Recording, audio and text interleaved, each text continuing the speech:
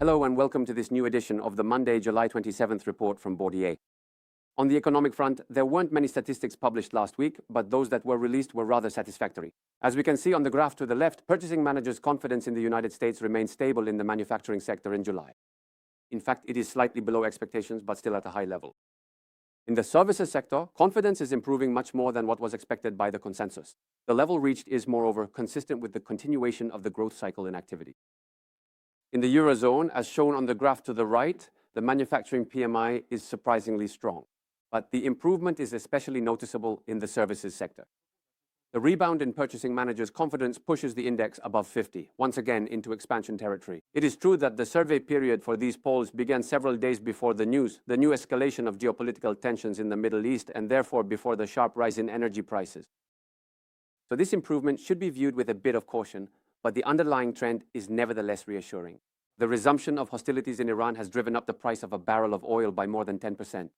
The impact on 10-year sovereign yields has resulted in an increase of more than 10 basis points in US dollars and 5 basis points in euros and Swiss francs.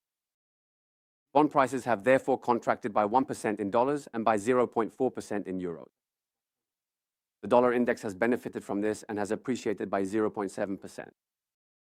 In what is considered a rare turn of events, the combined appreciation of the US dollar and the rise in interest rates did not manage to prevent gold prices from rebounding by 1.8%. The impact on global equities, whose performance is also heavily affected during this period by the publication of corporate earnings for the second quarter, has proven to be significantly more mixed. European and emerging markets ended the week in positive territory, up by plus 0.5%, while US markets closed the week down by 0.6%. The temporary de-escalation in the Middle East conflict over the weekend is obviously highly encouraging and positive news for the markets. Oil prices are experiencing a decline of 5% this morning, which is enabling Asian and European equity indices to kick off the week in the green. We will, of course, continue to monitor developments in the geopolitical situation, as the coming week promises to be busy with the release of economic statistics. In the United States, we will notably have the release of second quarter GDP growth and PCE inflation. But the highlight of the week will be the announcement of the decision by the American Fed. The market expects that, for now, it will keep its key interest rates unchanged. We share this view. In the Eurozone, we will also have the release of second quarter GDP growth as well as July inflation. Finally, at the company level, the equivalent of about 30 to 35% of the S&P 500's market capitalization will be reporting their second quarter results this week. This could obviously be reflected in increased volatility in the performance of certain individual stocks. RLX is a leading international provider of analytics and decision support tools for professionals and corporate businesses, whether they operate in the scientific, healthcare, or legal sectors.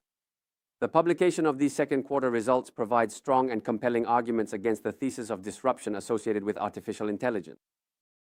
The market's main concern is diminishing, and management reminds us that RELX primarily sells proprietary, structured, verified information that is integrated into professional workflow. After a drop of nearly 40% since its July 2025 peak, the stock's valuation reflects a structural slowdown that the results do not confirm. We therefore maintain the stock in our core holding list. That's all for today. Thank you for your attention and see you next week.